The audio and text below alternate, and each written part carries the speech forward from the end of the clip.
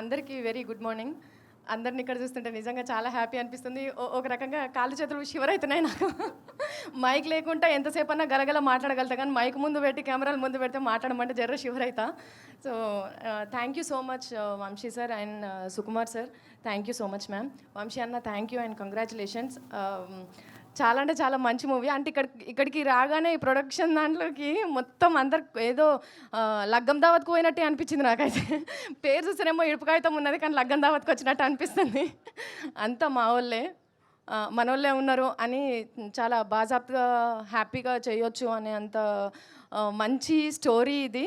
And ఇందులో నా character ఏందనేది నేను చెప్పను, ఎందుకంటే జర ట్విస్ట్ ఉన్నది. అది ఆన్ స్క్రీన్ చూస్తే బాగుంటుంది.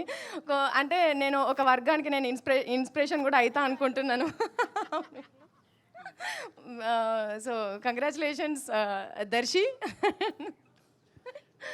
So congratulations Nagadurga. అండ్ మంచి సినిమా సురేష్ బొబ్లీ అన్న. అండ్ మ్యూజిక్తో దంచి కొడతాడని అనిపిస్తుంది. ఈ వర్షాకాలంలో వానలు బయట దంచి కొడతాయని తెలుసు, కానీ మ్యూజిక్తో మాత్రం ఉరుములు మెరుపులు అట్లాంటివన్నీ కూడా ఉంటాయి.